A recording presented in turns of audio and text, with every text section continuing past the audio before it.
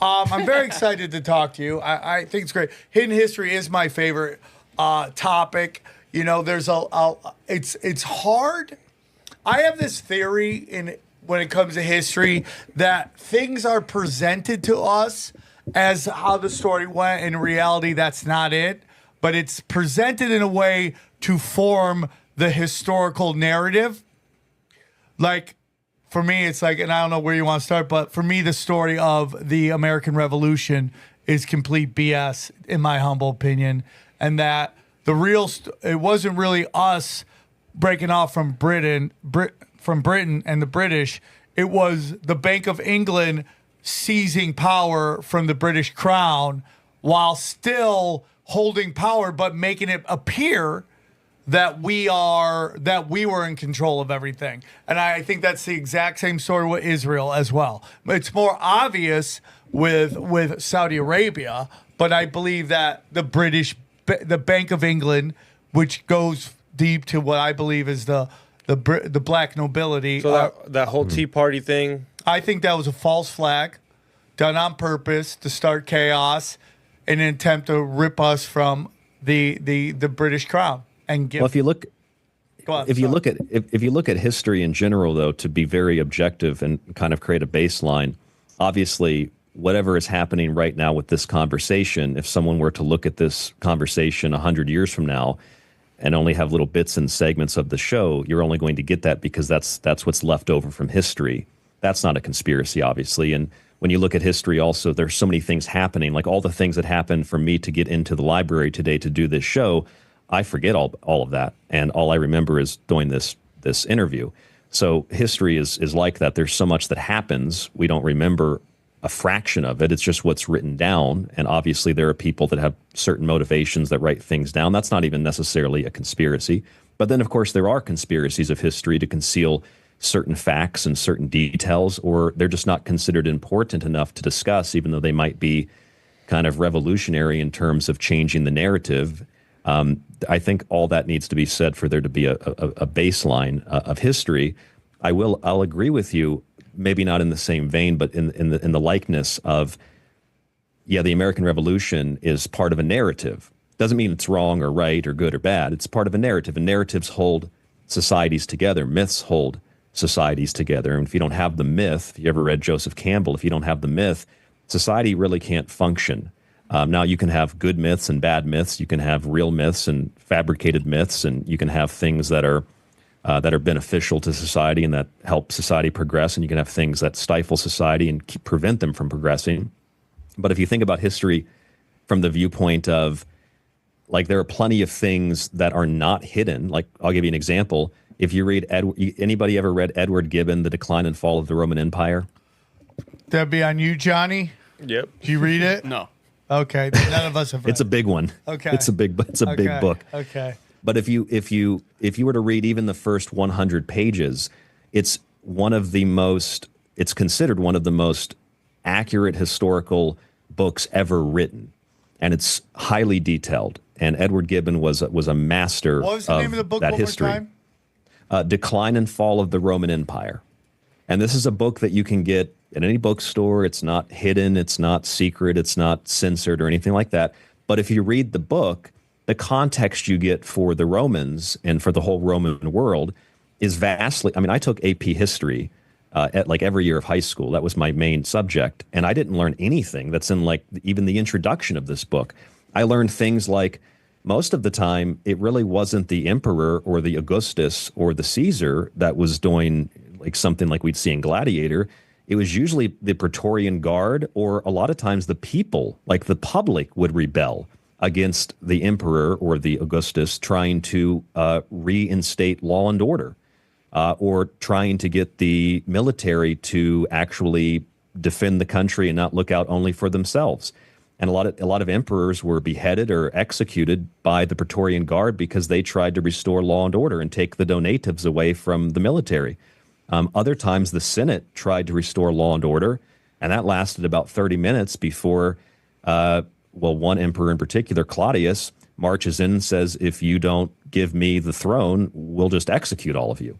So it's not all like we get this image of So history like, well, these crazy. Roman emperors were so horrible, but a lot of times it was the people that rebelled against law and order, not the emperor. Just as an example. Well, I mean, like, could you say that's kind of somewhat happening today?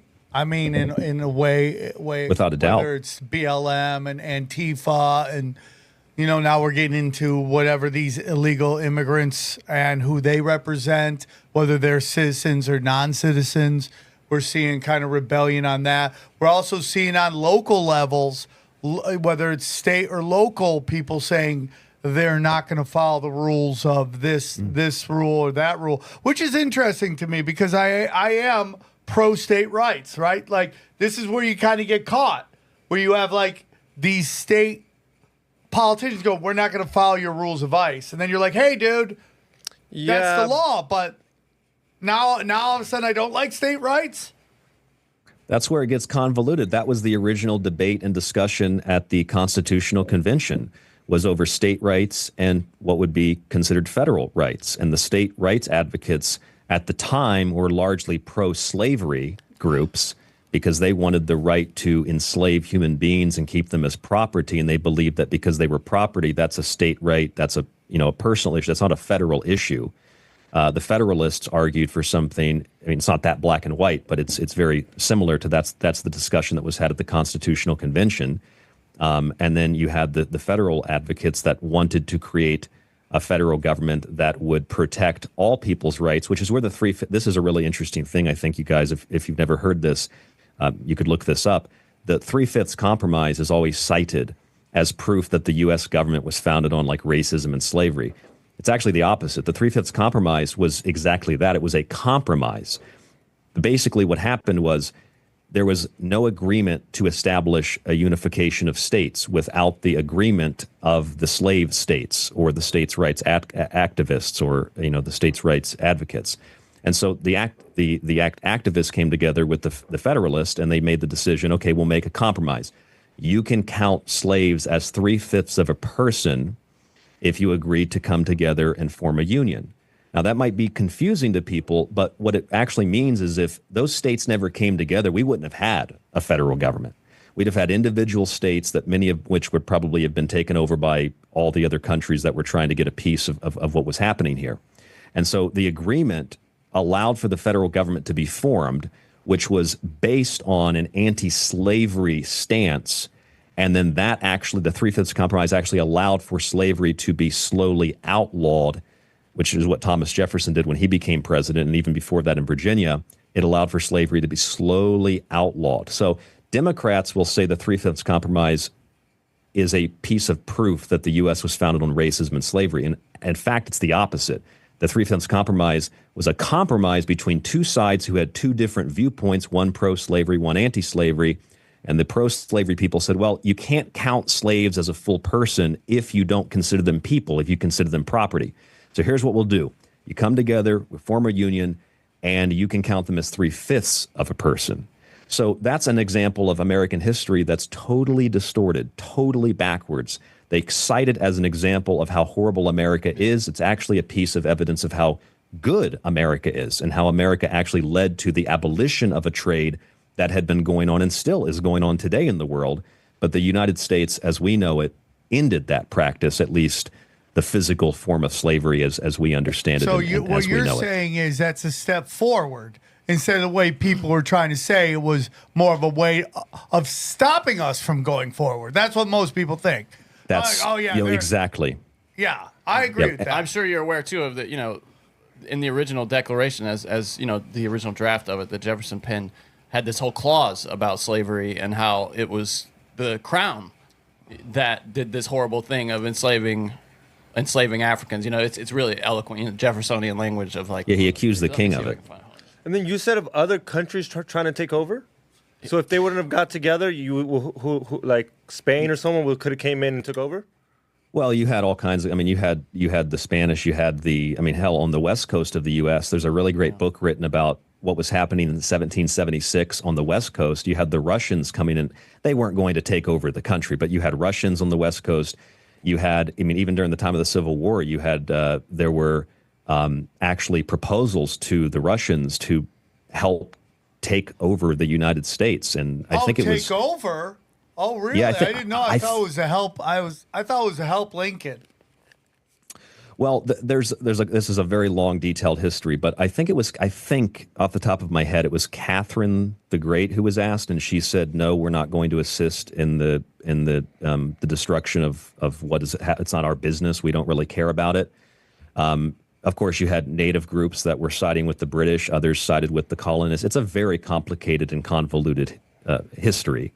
But the point is that when we're talking about the Three-Fifths Compromise, or many of these other things that are cited as proof that America is inherently racist and whatnot, like we the people. They say, well, why doesn't it say we the white people? It's like, well, see, that's a very confusing thing, because if you're saying that we the people doesn't include all other races of people, then you're actually saying that those people aren't people.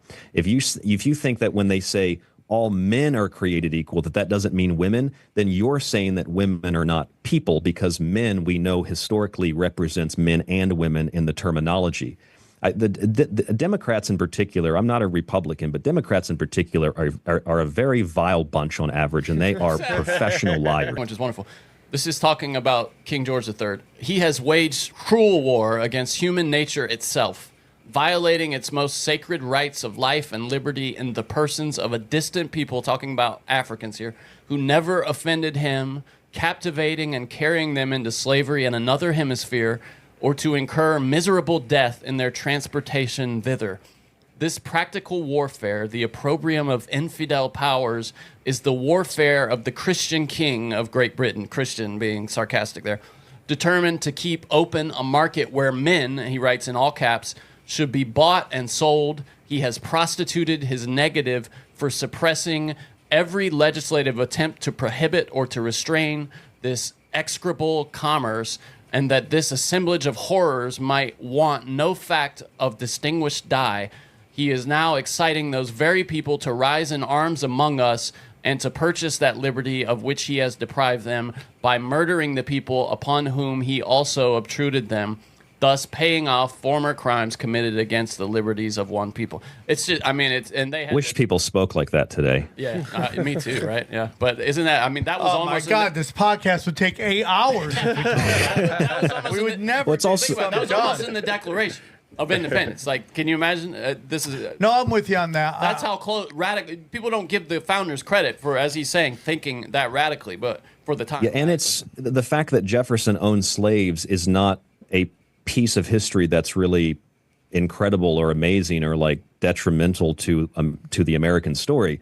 What's detrimental to the anti-American story is that Jefferson, born into a world where he was born with that property, decided to release them, pay for them to get educations, help them to acquire jobs, and not to do it until he was able to educate them and allow them to become self-sustainable. That is actually an incredible piece of American history, not that Jefferson owned slaves. What's amazing is that they released those people and ended the practice of slavery. And dated them, too, as far as...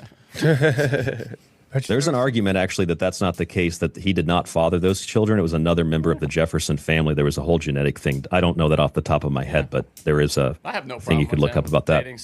Yeah, I mean, it's interesting. So was there a particular bit that you wanted to get into in terms of the American history? I know we've done some of it right here, but what's the most glaring one? Is it what we've talked about? Oh, real quick, I forgot this. Sorry. So when you just start talking about not having a federal government, we've had people on this show that want to see like Texas secede. And I'm sorry, I think that is a dangerous thing. And there, we've had people come on. What was the state, Johnny? Rhode Island? What was it? Connecticut? It's New Hampshire. New Hampshire. The Free State they project. want the Free State Project. And I'm sorry, dude. I'm sorry. And I'm not trying to be nasty or talk ill will of anybody who may be into that. But when you start talking about that, you start talking about balkanization. That's my opinion. You start setting up different territories. It's a matter of time till one territory decides that territory should be their territory. And that's exactly what's happened in Russia. People who were the USSR broke it up, went to war with each other. And I can't see how Texas or California or Florida or any of these huge states wouldn't absolutely go crazy on people. Well, this is why we have a federal government. It's kind of like having compartments in a ship that close off if there's flooding in the ship, so the whole thing doesn't sink. You want to have individual states, and you have states' rights, but you have a federal government that oversees it. It's not the perfect system, but it is a more perfect union. It is a better example of what humans can achieve with government. Our founders, they based the model of our government off of Rome, off of Greece, and off of so many other empires and other, I wouldn't call them republics, but other functional governments throughout history. They read lots of books and they tried to find what was best. It's not the best, but it's better than the alternative.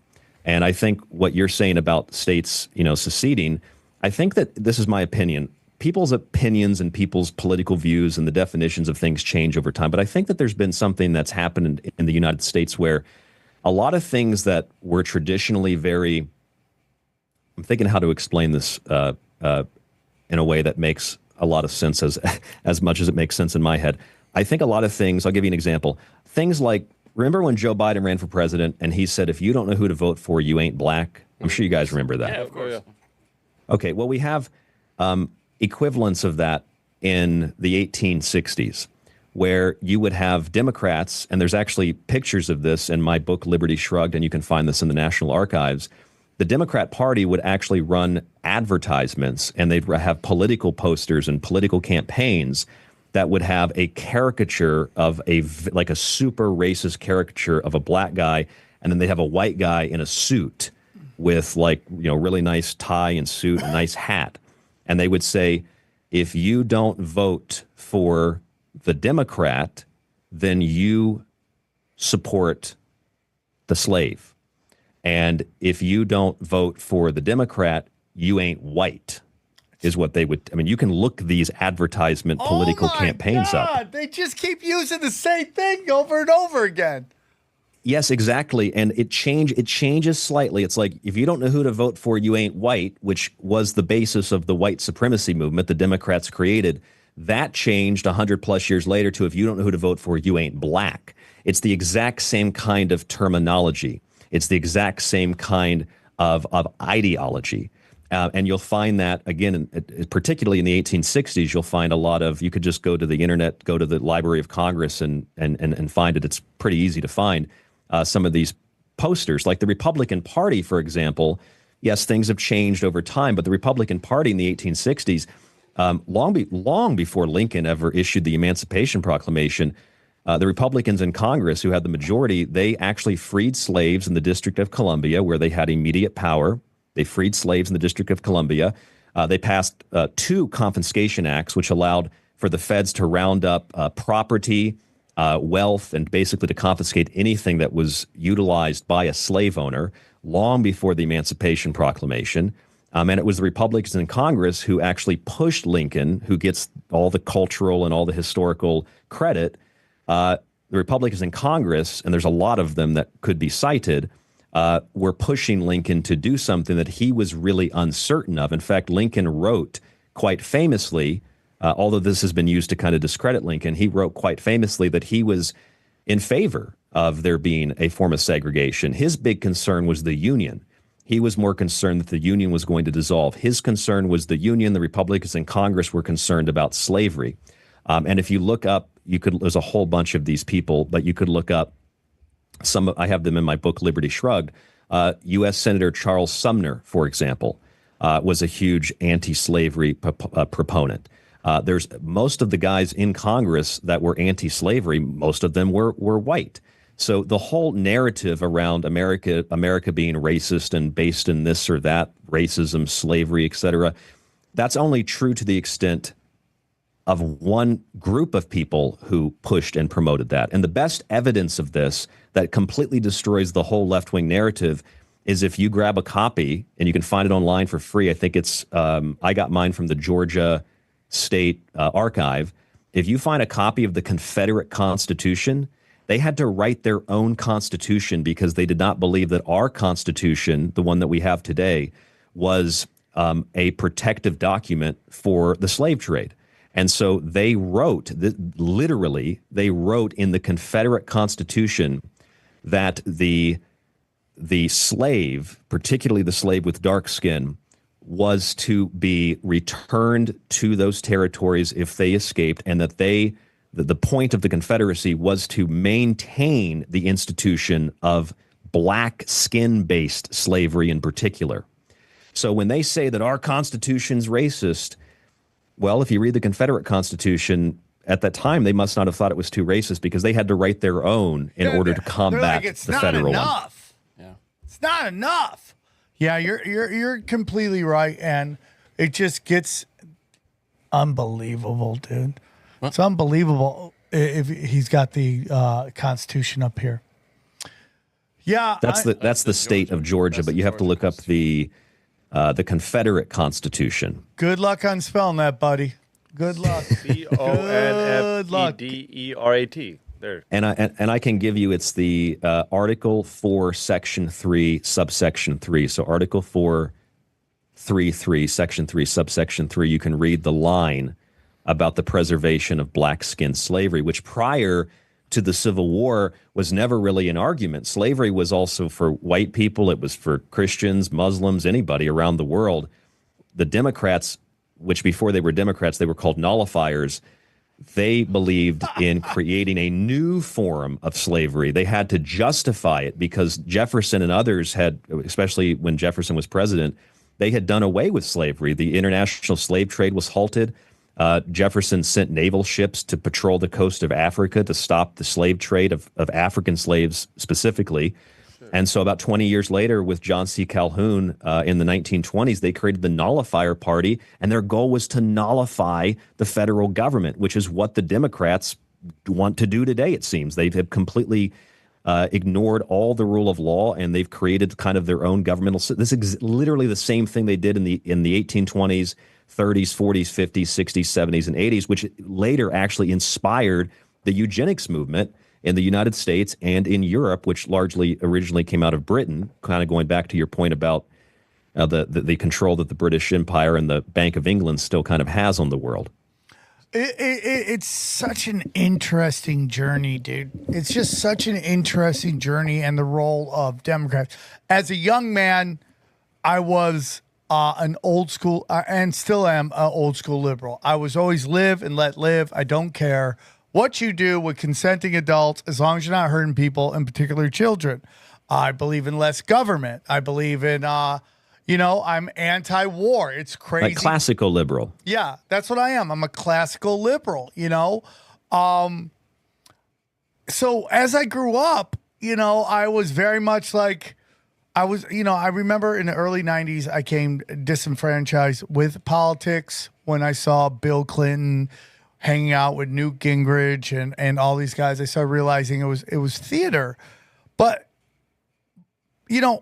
I think that George Bush and that death cult, I call it, they infected both of the parties in a way that brought them in different directions. Listening to you, like for me, I don't know where the Republican Party is right now. I don't. There's a part of them like Rand Paul and Tom Massey. Like I like those guys. They seem to be more common sense based politicians. That's what I like. What don't you like? Who don't you like over there? Everybody else. Like, pick them. I hate them, but this Democrat from local all the way up just seems like Bolsheviks to me. And this intent to destroy from within in order to bring in even more government and control of everybody for no other reason other than just because they hate the traditional system. You know that here I'm in Tucson, Arizona, and I think it was 2 or 3 years ago, the Pima County, which is the county that Tucson's in, Pima County Democrat Party, literally, I'm not exaggerating, they held a 4th of July celebration called F the 4th of July. And they got together, some of these Democrats got together in the park, and they had an anti-4th of July party. That's the Nullifier Party. They hate the federal government. They hate the U.S. Constitution. They hate that you cannot use legally, you cannot use race and these other things as a basis to make decisions, but yet they've worked all these things in under the guise of political correctness, affirmative action, etc. which even if there is an argument for that on a very, very small level at the judicial level in terms of like what they would consider to be reparations back in the 1860s, which the Republicans did actually provide reparations for the people that were actually slaves. Today, the Democrat Party has become, I mean, a lot of people have left the Democrat Party. It's become a party of anti-American sentiment. Although I will say that I think that poison that you're talking about with George Bush, it has poisoned the Republican Party too. I totally agree. Yeah, it's. I mean, if I can just give one more example, like this is something that bothers me, and I know that is very controversial for Republicans. But like, if you think about what Trump has done since he's gotten in office again, he's done some things that I agree with. Of course, a lot of things he's done and says I agree with. But you know, it's not really making America great or putting America first when you take sanctions off of dozens of terrorist groups and settlers in the West Bank. It's not really making America great when you continue to give heavy weapons to a country that has nuclear weapons, which I'm pretty sure is illegal, but they pretend Israel doesn't have nuclear weapons. It's not really making America great when you allow for Israel to continue to collect their foreign aid, but you cut it and pause it for all other countries, with the exception of Egypt, because he wants Egypt to be one of the countries that takes Palestine, the Palestinians. That's not making America great. That's making Israel great. No, I completely agree.